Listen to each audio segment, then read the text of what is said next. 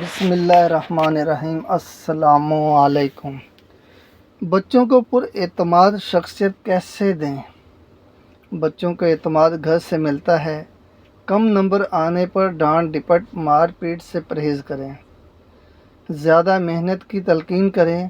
بچے کے کزنز سے اپنے بچے کا کبھی موازنہ نہ کریں، اور خاص طور پر پڑوسیوں کے بچوں سے تو بالکل بھی نہیں، کیونکہ مچھلی کی خاصیت درخت پر چڑھنا نہیں، پانی میں تیرنا ہے۔ اسی طرح ہر بچے کی اپنی صلاحیت ہوتی ہے، انہیں اپنے آپ میں منفرد بنائیں۔ دنیا میں ایک بل گیٹس موجود ہے، دوسرے کی ضرورت نہیں۔ ایک شاہد افریدی موجود ہے، دوسرے کی ضرورت نہیں۔ ایک عمران خان بھی موجود ہے، دوسرے کی ضرورت نہیں۔ اپنے بچے کو کاپی کٹ مت بنائیں، اسے منفرد بنائیں۔ منفرد بننا سکھائیں۔ جو وہ ہے جس میں اس کی قابلیت ہے، اسے اس شعبے اس کام میں منفرد بننا سکھائیں۔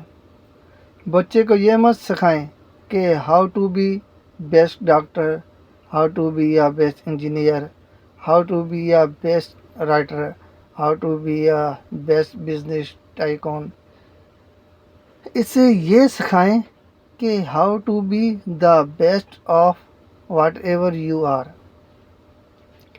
اگر وہ آسمان میں اڑنا چاہتا ہے تو اس کے پر بن جائیں۔ اگر وہ پانی میں تیرنا چاہتا ہے تو اسے تیرنے دیں۔ اسے کبھی یہ طعنہ مت دیں کہ اسلم صاحب کا بیٹا ہوائی جہاز اڑاتا ہے اور تم گھر میں مکھیاں اڑاتا رہ۔ بس اسے یہ مت کہیں کہ خالدہ اینٹی کی بیٹی نے میڈیکل میں 96% نمبر لیے ہیں اور تم 60% لے کر بیٹھی رہو آرٹس میں۔ اور اگر بچے گھر میں توڑ پھوڑ کرتے ہیں، اس کا مطلب یہ ہے کہ انہیں جسمانی سرگرمی کی ضرورت ہے۔ انہیں گراؤنڈ یا پارک میں لے کر جائیں۔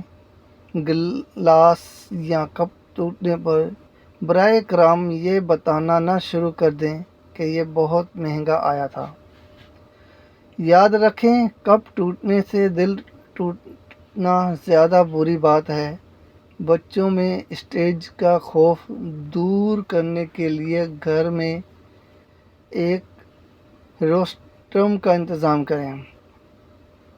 اپنے اور عزیز اقارب کے بچے کے درمیان ہفتہ وار یا مختلف ایام کے موقع پر تقریری مقابلے کروائیں۔ اگر بچے تقریر کرنے پر آمادہ نہ ہوں تو بلند خوانی لاؤڈ ریڈنگ کروا لیں۔ خوب حوصلہ افزائی کریں، تالیاں بجائیں، چھوٹے موٹے انعامات دیں۔ اس سرگرمی سے بچے بہت جلد اپنے آپ کو پر اعتماد محسوس کریں گے۔ ایک بات یاد رہے، اگر بچہ دوران تقریر بھول جائے تو مذاق نہ اڑایا جائے۔ اجنبی لوگوں اور اجنبی جگہوں کا خوف ختم یا کم کرنے کے لیے ریسٹورنٹ یا شاپنگ مال میں چھوٹی ادائیگی بچوں سے کروائیں۔ بچوں کو ATM کارڈ یا ڈیبٹ کارڈ کے بارے میں ضروری معلومات دیں اور مناسب عمر پر استعمال کا طریقہ بتائیں۔ یاد رکھیں، بچوں کو فائنینشیل لٹریسی سے دور نہ رکھیں۔ بچوں کو مہمانوں سے ضرور متعارف کروائیں، لیکن بچوں کو نظمیں سنانے پر مجبور نہ کریں، اور خود سنانا چاہیں تو سنانے دیں۔ انہیں ٹوکیں مت۔ اپنی اولاد کے دوست بنیں۔ والدین اور اولاد کے درمیان کمیونیکیشن گیپ کی وجہ سے کتنی ہی اولادوں نے خود کو تباہ کر لیا، اور والدین نے اس بارے میں کوئی اقدامات نہیں کیے۔ الٹا اولاد کو مولڈ الزام ٹھہرا دیا۔ اولاد ہی نافرمان تھی، یاد رکھیں،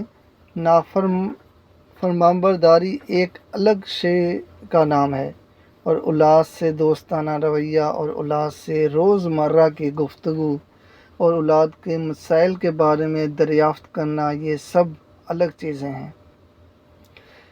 اس لیے خدا را اپنی اولاد کے دوست بنیں۔